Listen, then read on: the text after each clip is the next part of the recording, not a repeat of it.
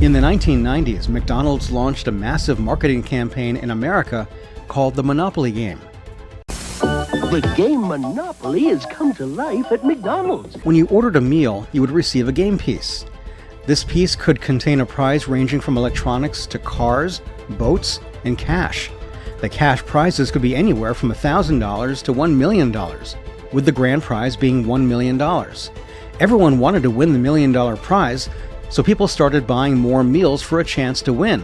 McDonald's sales skyrocketed, prompting them to repeat the campaign several times a year. But what they discovered later was shocking. From 1989 to 2001, there wasn't a single legitimate winner of the $1 million prize.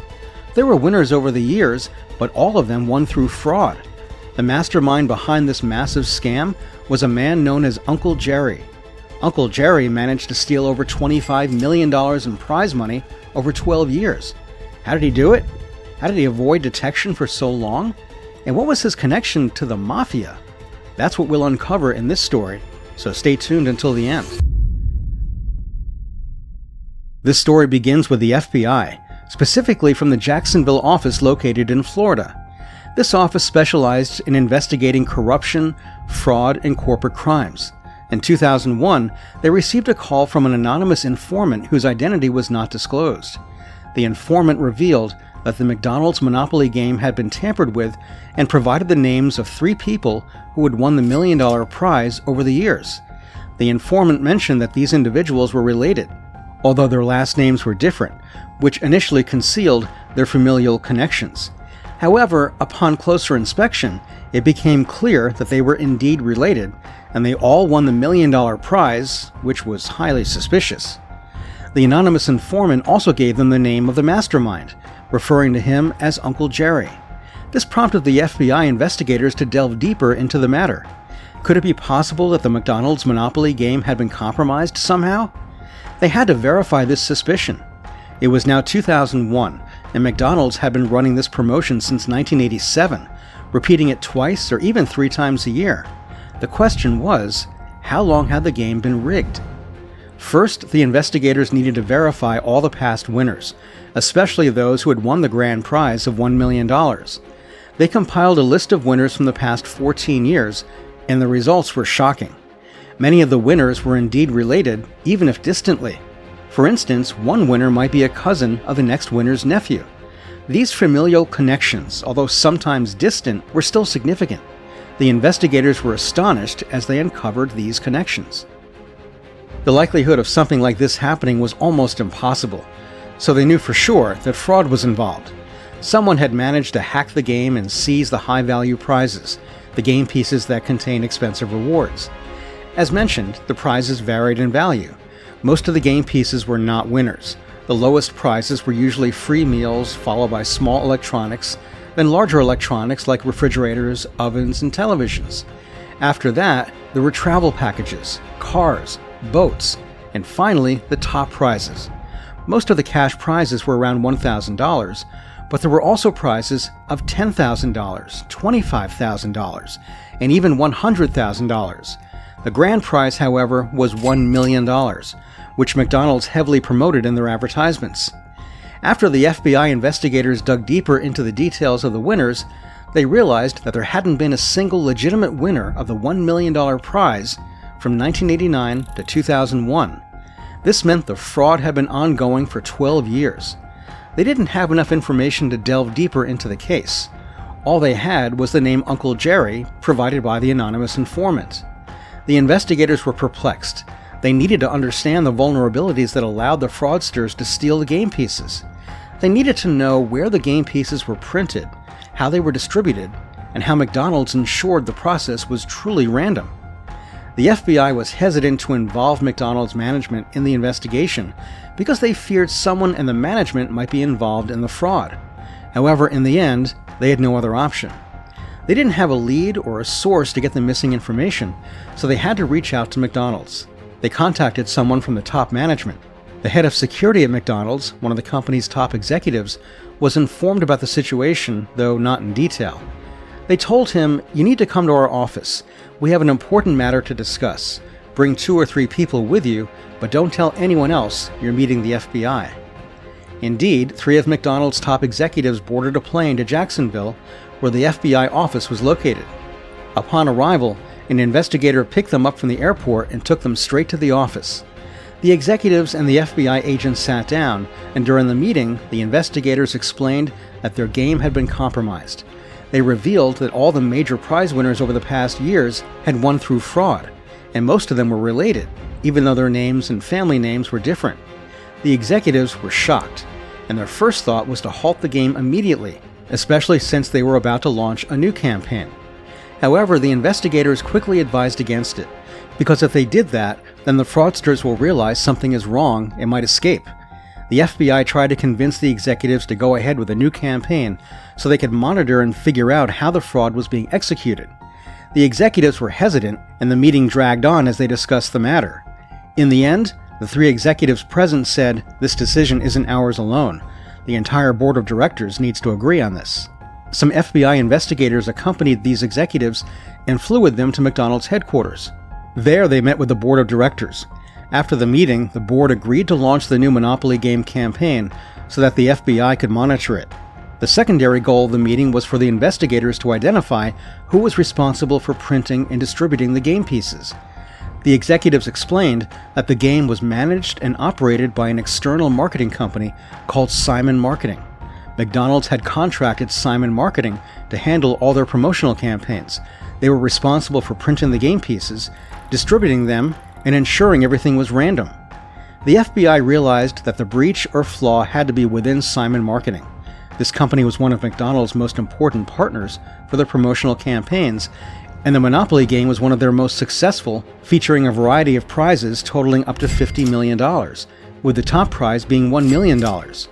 However, customers could obtain the game pieces by purchasing meals, which came with cups or boxes containing the pieces, or through purchasing magazines partnered with McDonald's that included the game pieces. If someone received a winning piece, they would contact McDonald's, which had special procedures to verify the authenticity of the game pieces, especially those with high-value prizes. We'll discuss these procedures later. The Monopoly game was highly successful, boosting McDonald's sales by up to 40% each time a new campaign was launched. So as they agreed with the FBI, McDonald's, in collaboration with Simon Marketing, launched the new Monopoly game campaign. It didn't take long before someone called in claiming that they found the $1 million game piece. McDonald's verified the game piece and confirmed it was indeed genuine. Then they announced this person as the new $1 million winner. Naturally, the news quickly reached the FBI, who started investigating this individual. His name was Michael Hoover, and he worked as a manager at a casino. The first thing the FBI did was begin to wiretap his calls. The FBI can wiretap any phone with the assistance of telecom companies. They obtained a warrant from a federal judge due to the strong reasons and suspicions they have on the person they want to wiretap. They began listening to his calls, but for several days, they found nothing suspicious. All the calls were ordinary. Then, one of the investigators had an idea. Winners had to sign paperwork with McDonald's after claiming their prize, which included a clause allowing McDonald's to use their name in photos and promotions and advertisements. The investigator suggested, why don't we arrange a fake interview with this winner, Michael Hoover? We'll collaborate with McDonald's to set it up, pretending we're from their marketing team. We'll ask him about his feelings on winning, how he won, and what he plans to do with the money. It would seem like a routine marketing move, and no one would suspect anything. The FBI reached out to the head of the marketing department at McDonald's and got approval from top management to involve her in the plan. They informed her of the details, explaining that the Monopoly game had been compromised and that all the major winners over the years had been fraudsters. Of course, the head of marketing was shocked, but once she recovered from her surprise, the investigators told her they needed her help. They wanted her to contact the winner, Michael Hoover, and convince him that the McDonald's marketing department wanted to do an interview with him to ask about his feelings after winning. The FBI's goal was to draw him out and gather more information. The head of marketing reached out to Michael Hoover and said, "We'd like to do an interview with you if you permit. We'll come with a film crew, have a chat, and ask you some light, friendly questions as part of our marketing campaign." Hoover agreed, and they scheduled a time for the interview. On the agreed day, the film crew, who were actually all FBI agents except for the McDonald's head of marketing, went to Hoover's house. Another team was monitoring everything through wiretaps. They even brought a large check with $1 million written on it to take photos with Hoover. Once inside Hoover's house, they sat down and began asking questions. The first thing they asked him was to tell the story of how he found the $1 million game piece. Hoover started telling them a fabricated story, claiming that he was sleeping on the beach, and when he woke up, he found himself covered in sand. He gathered his things and went to the water to wash off, but some of his belongings accidentally fell into the water. Among the things that fell was a magazine he had. As I mentioned before, some of the Monopoly game pieces were included in magazines in partnership with McDonald's as part of their marketing campaign. As Hoover continued with his story, the agents listened intently, knowing that they were likely hearing a lie, but hoping he might slip up and reveal something useful. Michael Hoover explained that after gathering his belongings, he stopped by the supermarket to buy a few things on his way home. There he saw the same magazine he had lost, so he decided to buy it again. When he got home and opened the magazine, he was surprised to find the $1 million game piece. This was the story Michael Hoover told the undercover FBI agents, not knowing they were actually from the FBI. To avoid raising any suspicion, the FBI agents took things a step further. First, they took photos of Hoover holding the check outside his house. Then they asked him to take them to the beach where he supposedly lost the first magazine. There they took more photos with the check. After that, they went with him to the supermarket where he claimed to have bought the second magazine and took even more photos with the check, making it all look like they were creating a marketing story. Finally, they thanked him for his cooperation and left. The investigators didn't get anything directly incriminating from their meeting with Michael Hoover, but they hoped something would come up from the encounter. And indeed, not even half an hour after the FBI left Hoover's house, the wiretap team heard a new call. Michael Hoover called someone and said, "Hey, AJ, they believed everything. I told them the story about going to the beach, losing the magazine, and then buying another one. They didn't suspect a thing. They just asked a few questions and then left." The other person, AJ, replied, "Nice. Well done, my friend." What Hoover and AJ didn't know was that the FBI was literally listening to and recording their conversation. This was the confirmation the FBI needed, clear evidence of fraud. It provided new leads for them to follow. The first step was to investigate the second person on the call, the one named AJ.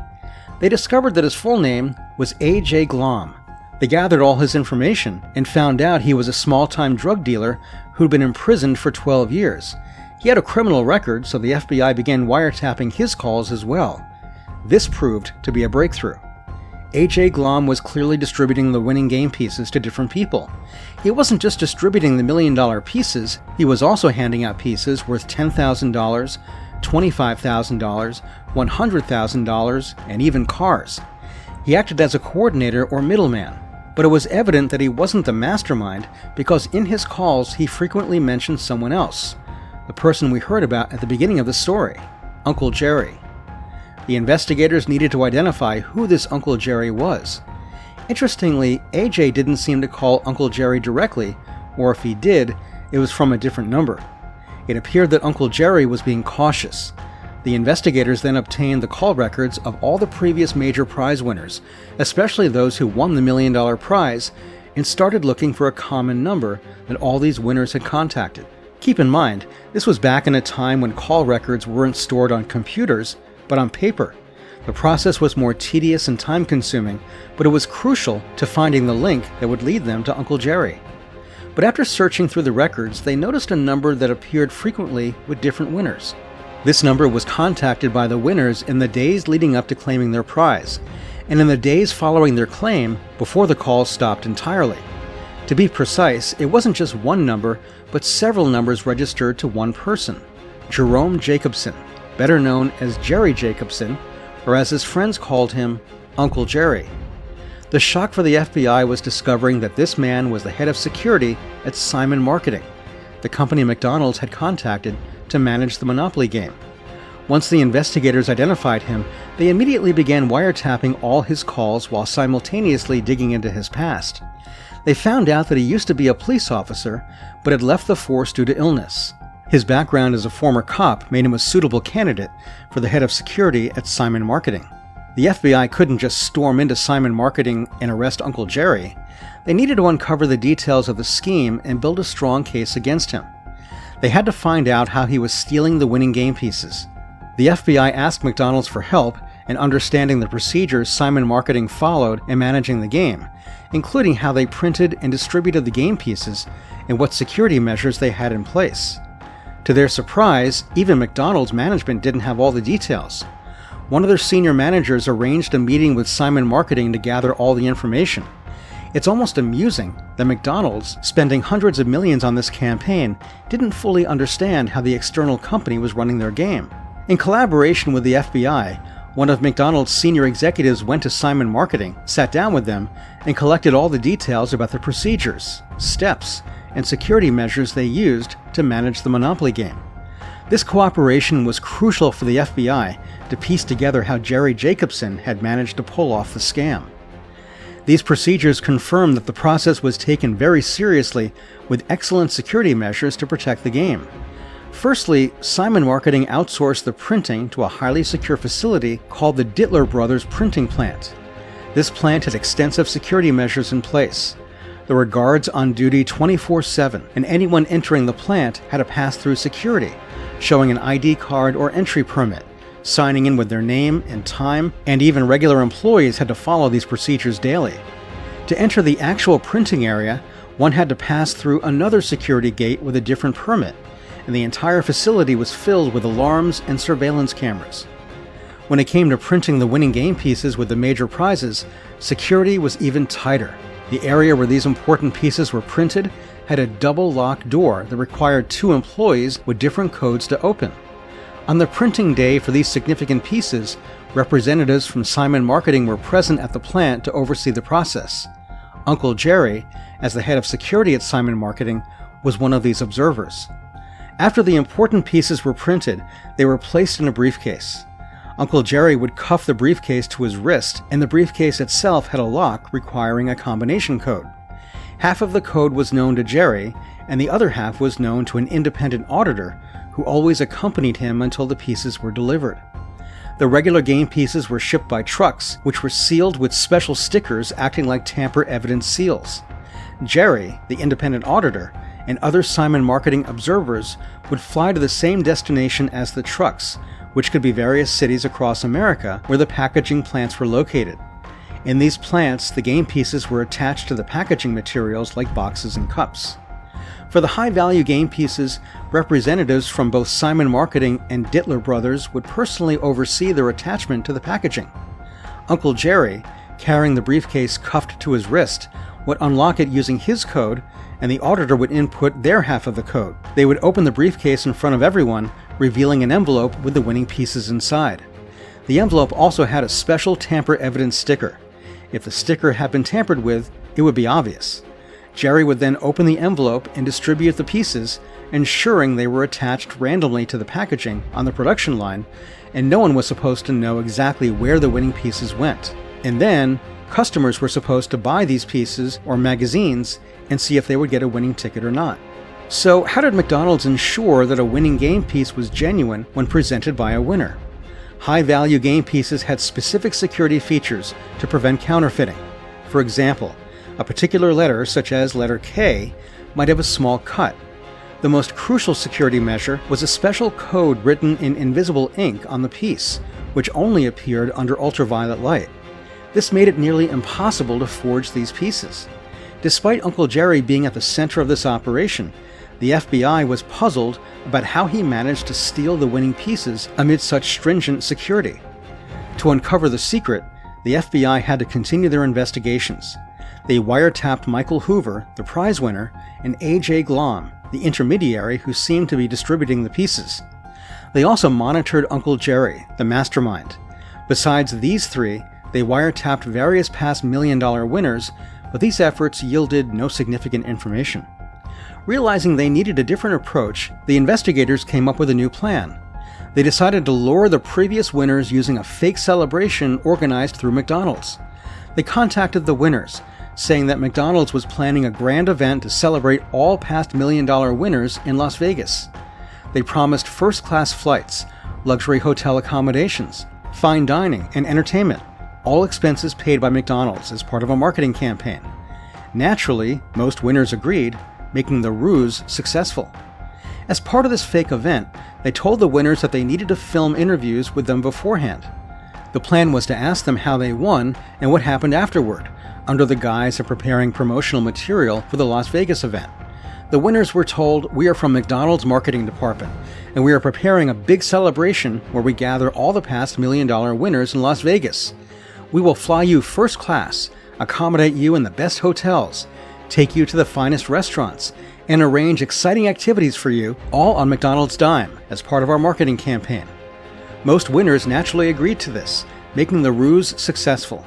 After they agreed, the winners were informed, "As part of the event and marketing campaign, we need to film an interview with you beforehand. These interviews will be shown during the celebration in Las Vegas.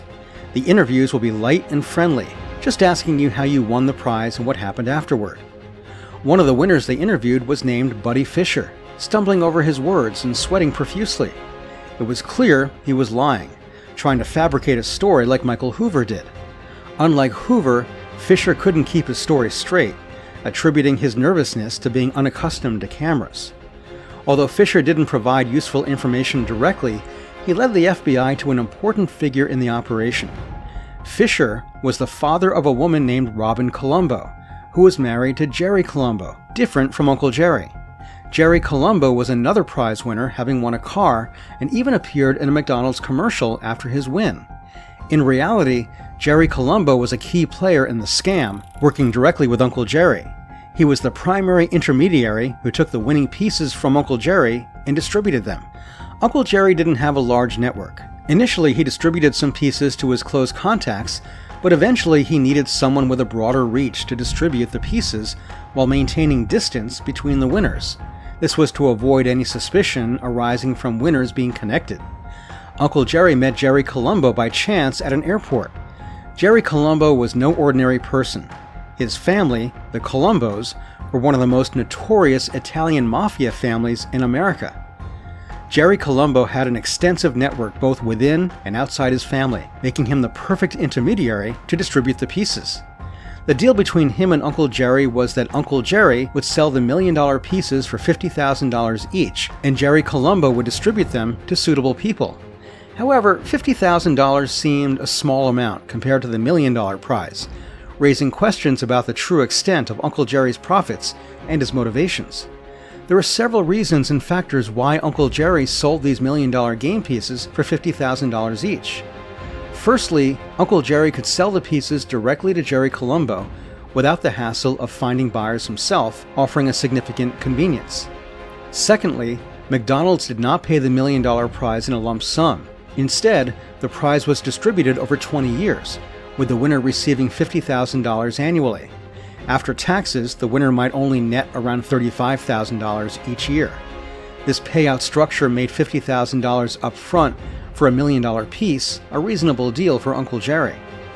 Moreover, Uncle Jerry also had other prize pieces, such as those worth $10,000, $25,000, and $100,000, as well as pieces for cars and boats. He sold these pieces at varying prices based on the prize value and the ease of claiming it. For instance, a car prize could be claimed immediately, unlike the $1 million prize, which was paid out over 20 years. Thus, he might charge a higher price for a car prize piece compared to a $1 million piece. Anyway, when Jerry Colombo distributed the pieces, he took a cut of the prize money, usually 50% for a specific period. For example, he might take 50% of the $1 million prize for the first 5 years. This arrangement could vary depending on how close or valued the person was to Colombo. He decided how much to take from each person based on their relationship.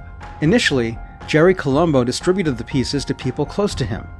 Gradually, he expanded to friends of friends, more distant acquaintances, and eventually to individuals who were not obviously connected.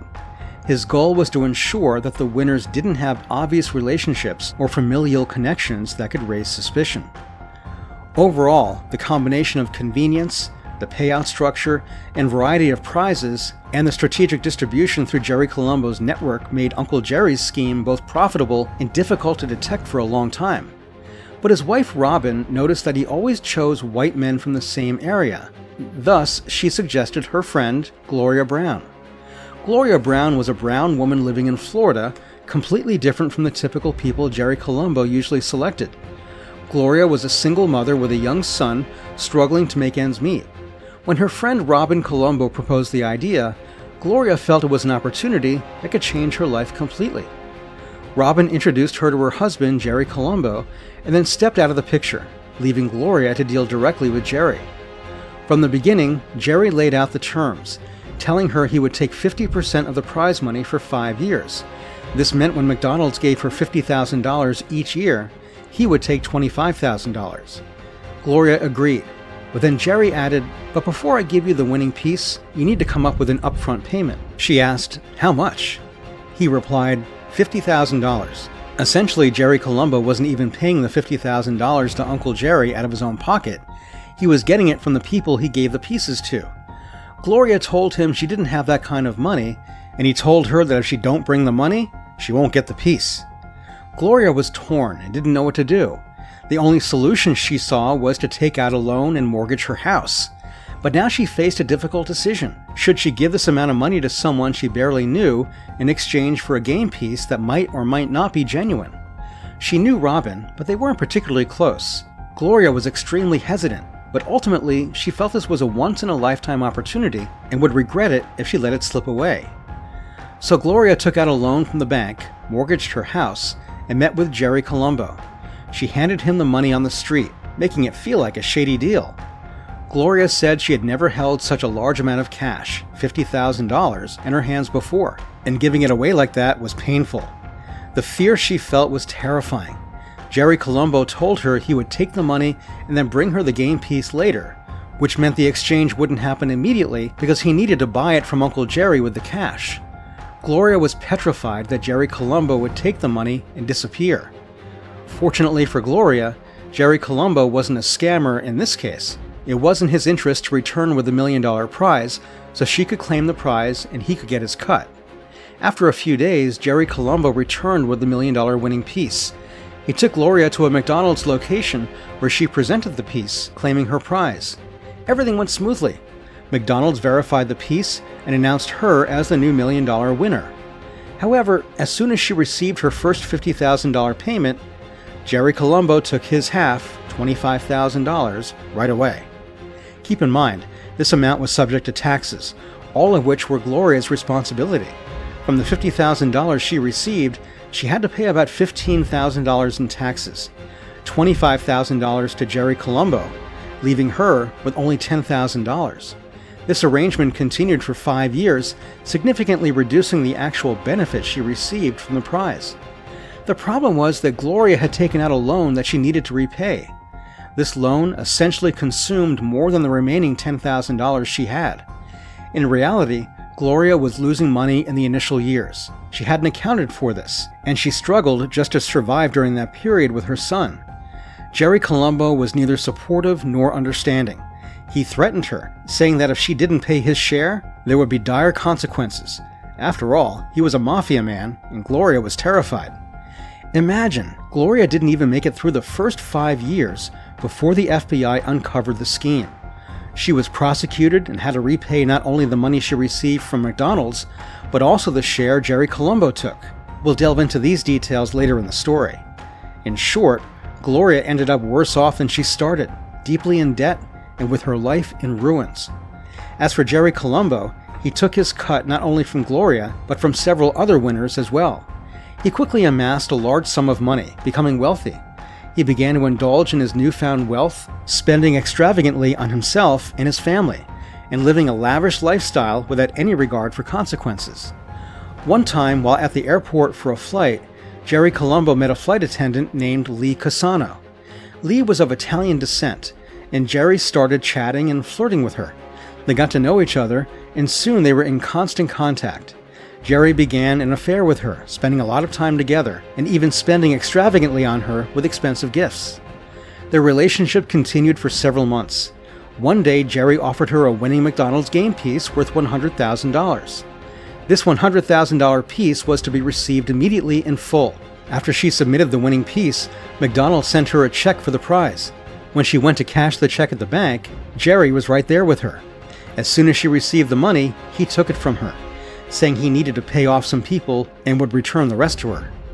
Lee was frightened because she knew she'd be responsible for the taxes on the entire $100,000, which amounted to about $30,000, a substantial amount she would have to pay to the IRS. Legally, she was accountable for this tax, but now Jerry had taken all the money. She had her doubts from the start, but these fears intensified as Jerry started giving her vague responses and evasions. When she called him to ask about the money and mentioned the taxes, he would brush her off. His tone with her became increasingly hostile, and he would get angry whenever she brought up the subject. This marked the point where Jerry Colombo's life would take a turn for the worse. The relationship and his actions were setting the stage for significant trouble ahead. One time, while talking to his secret lover, the flight attendant, on the phone, his wife Robin overheard the conversation. She stormed in, grabbed the phone from him, and started yelling at the woman. She then turned her fury on Jerry, threatening to call the FBI and expose everything. From that point, the relationship went from bad to worse, with constant fights, even though they had a child together. The child was likely the reason Robin didn't leave him or follow through with her threats to expose him. Jerry Colombo got into more trouble when he tried to open a nightclub. He hired dancers, and also drugs were sold there, which led to issues with the authorities. The government attempted to shut down the club multiple times. Each time, Jerry reopened it under a different name or strategy, even registering it as a church to bypass regulations. His antics caught media attention, and he appeared on television several times.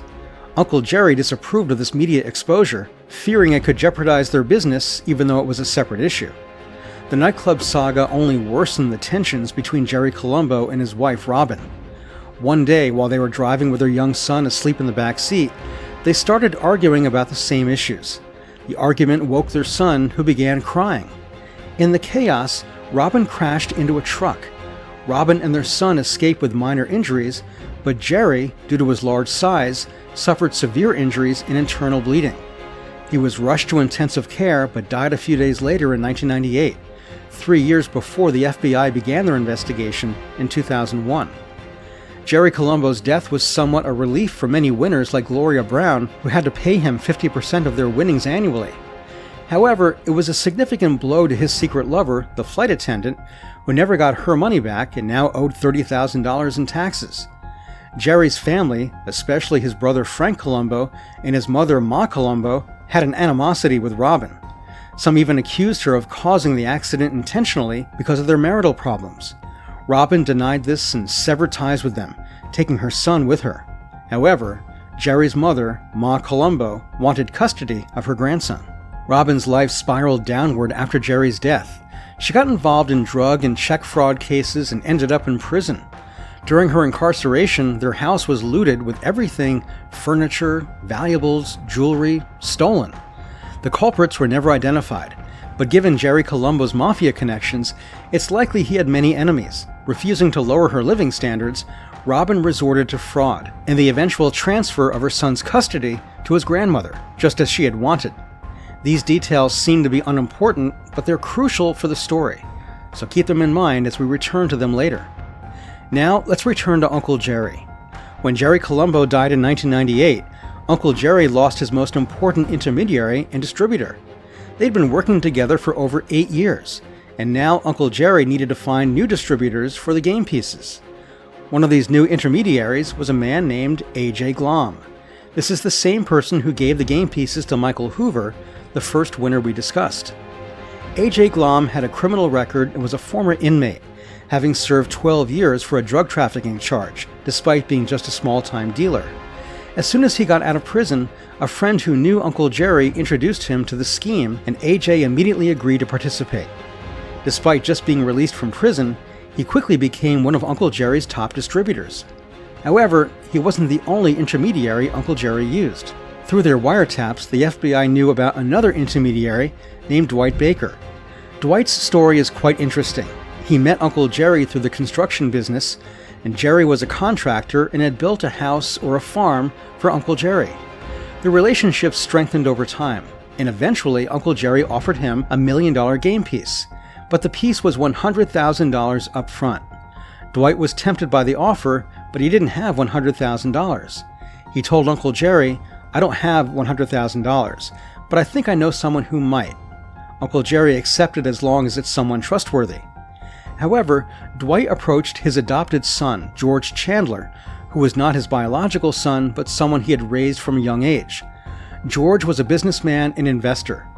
Dwight informed him that he had a great opportunity, and that one of his friends is going through a divorce and won $1 million prize in the McDonald's Monopoly game, and that he doesn't want to cash in the prize because his wife will get half, so he's willing to sell it for $100,000. George saw this as a good deal. He knew it would take 20 years to get the full prize and there would be high taxes, but he figured he could recoup the $100,000 investment within 3 or 4 years and then start making a profit.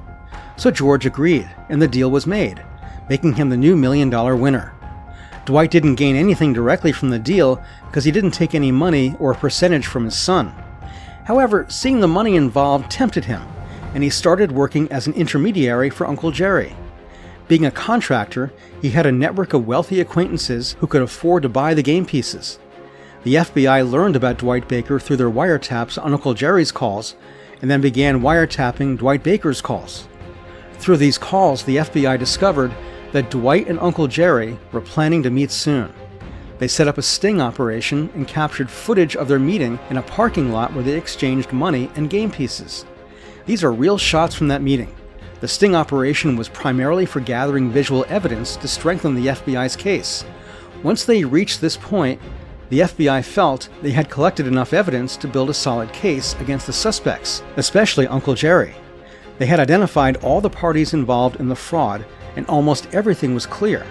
The only mystery remaining was how Uncle Jerry managed to steal the game pieces despite the stringent security measures we discussed earlier.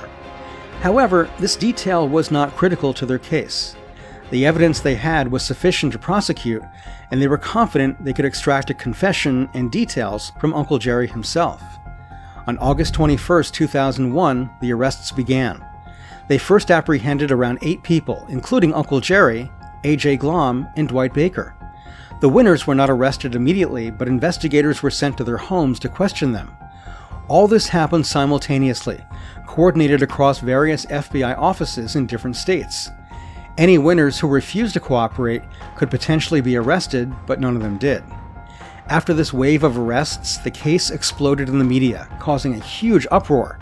The names and photos of those involved were made public, with Uncle Jerry at the forefront. After this huge scandal, McDonald's issued an official apology to their customers, promising to take responsibility and correct the situation. They immediately terminated their contract with Simon Marketing, the company that managed the Monopoly game. Following the scandal, all companies that were contracted with Simon also ended their agreements, leading to the company's collapse practically overnight. Their stock price plummeted from $100 to 50 cents, marking one of the biggest one-day drops in a company's stock price at that time. The FBI also raided the Dittler Brothers printing plant where the game pieces were printed to seize all possible evidence. This plant, too, faced closure and collapsed after the case.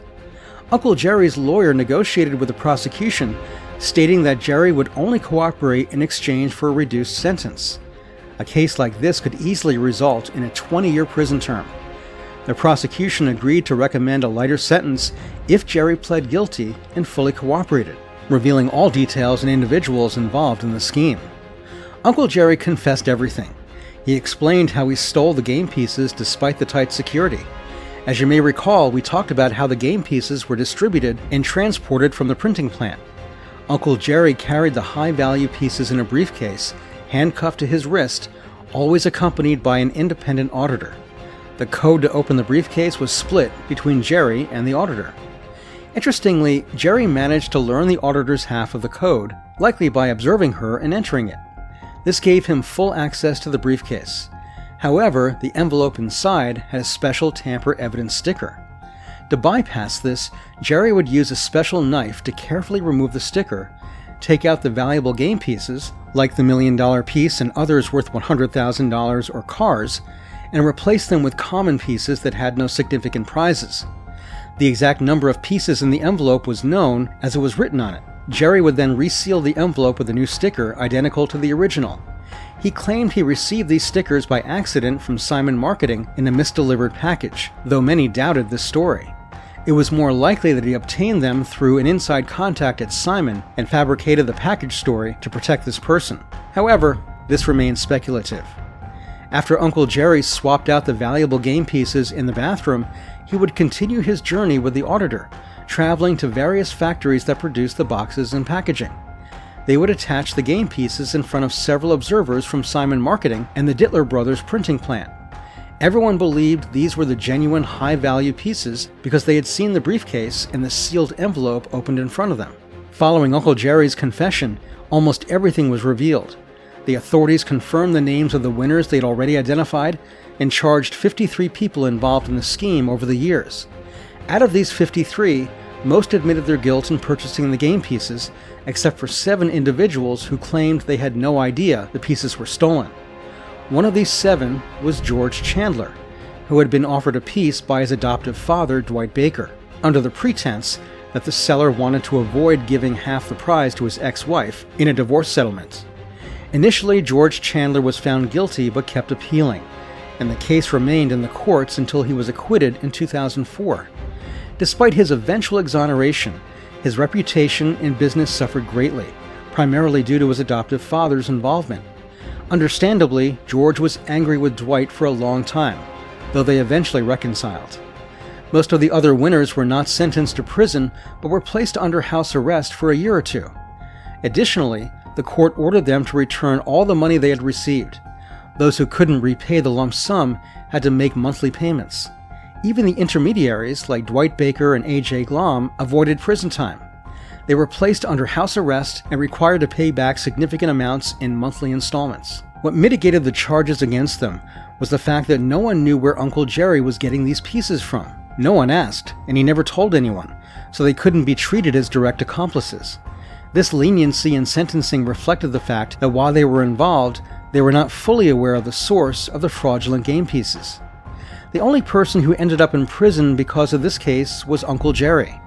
However, due to his cooperation with the prosecution, he was sentenced to just 3 years. Additionally, he was ordered to pay $12 million, but this was set up as comfortable monthly installments of $370. This means he would likely die before even paying back $100,000. It's widely believed he had stashed away significant amounts of cash as a precaution. Until now, he still lives in a nice house, owns cars, and currently resides with his 7th wife. Yes, you heard that right. He's been married 7 times. Many people feel that Uncle Jerry didn't receive adequate punishment, especially considering the lives he ruined. The fallout from his crimes was extensive. The lives of many people, particularly those working at Simon Marketing and the Dittler Brothers printing plant, were significantly affected. Even the winners who received the fraudulent prizes ended up with taxes and debts. Take Gloria Brown, for example. She hadn't even finished repaying the loan she took out, and now she has to make additional monthly payments to repay the prize money. McDonald's, in an effort to salvage their reputation, announced that they would distribute $25 million to random customers to make up for the stolen prizes. This gesture aimed to bring closure to the scandal. However, one lingering question remained. Who was the anonymous informant that tipped off the FBI and started this entire investigation? Remember the flight attendant who had an affair with Jerry Colombo? After he made her claim the $100,000 prize and then took the money, leaving her with a tax burden, she found herself in a dire situation following Jerry's death in the car accident. She went to the IRS and told them her story, hoping to save herself from the tax liability. She didn't know the full extent of the scheme, but she shared what she knew. Afterward, no one from the IRS contacted her or demanded the taxes she owed. The flight attendant believed she was the whistleblower who set everything in motion. However, it's important to note that the IRS is a federal agency with its own investigators and substantial resources. They can initiate investigations of this scale independently and typically don't need to go to the FBI with cases like this.